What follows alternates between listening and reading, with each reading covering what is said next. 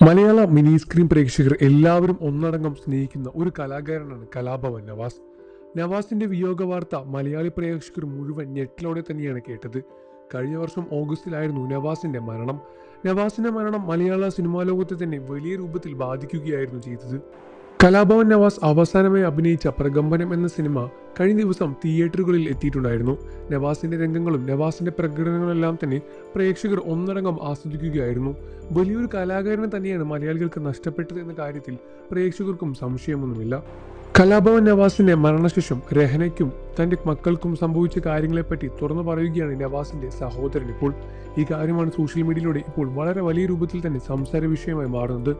നവാസിന്റെ മരണശേഷം ആരെയും ആശ്രയിക്കാതെ തന്നെയാണ് രഹനയും കുട്ടികളും ജീവിച്ച് മുന്നോട്ട് പോകുന്നത്. ആ കാര്യത്തിൽ തനിക്ക് വളരെയധികം സന്തോഷമുണ്ട് എന്നും നവാസിന്റെ സഹോദരൻ വെളിപ്പെടുത്തി. രഹനയുടെ ജീവിതം നവാസ് പോയപ്പോൾ വളരെയധികം സങ്കടത്തിലൂടെ തന്നെയാണ് മുന്നോട്ട് പോകുന്നത്. എങ്ങനെയാണ് ജീവിതം കഴിച്ചു കൂട്ടുന്നത് എന്ന് പ്രേക്ഷകർക്ക് ചിന്തിച്ചാൽ മനസ്സിലാക്കുന്ന കാര്യമാണ്. നവാസും രഹനയും അത്രമേൽ സ്നേഹിക്കുന്ന ആളുകളായിരുന്നു. ഇരുവരും അങ്ങോട്ടും ഇങ്ങോട്ടും പരസ്പരം അത്രത്തോളം മനസ്സിലാക്കി ജീവിതം മുന്നോട്ട് കൊണ്ടുപോകുന്ന രണ്ട് വ്യക്തികളായിരുന്നു.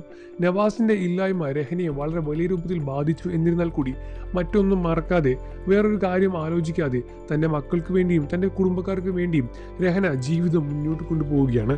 തന്റെ കുട്ടികൾക്ക് താൻ മാത്രമേ ഉള്ളൂ എന്ന ബോധം രഹനയ്ക്ക് വളരെയധികം നന്നായിട്ട് തന്നെയുണ്ട്. അതുകൊണ്ട് തന്നെയാണ് എത്രമേൽ സങ്കടം വന്നാലും രഹന അതെല്ലാം തന്നെ അതിജീവിച്ച് മുന്നോട്ട് വീണ്ടും സഞ്ചരിച്ചുകൊണ്ടേയിരിക്കുന്നത്.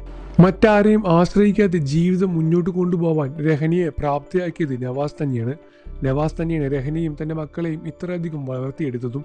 ആ കാര്യത്തിൽ തനിക്ക് വളരെയധികം സന്തോഷമുണ്ട് എന്നും നിയാസ് പറയുകയാണ്. നവാസ് ഇല്ലാതെ രഹനയ്ക്ക് ജീവിക്കാൻ കഴിയില്ല എന്ന് പലപ്പോഴും രഹന പറഞ്ഞിട്ടുണ്ട്. അതങ്ങനെ തന്നെയാണ്. ഭർത്താവ് നഷ്ടപ്പെട്ടാൽ പിന്നീട് ജീവിതം വളരെയധികം ദുഃഖത്തിലൂടെ തന്നെയായിരിക്കും മുന്നോട്ട് പോവുക.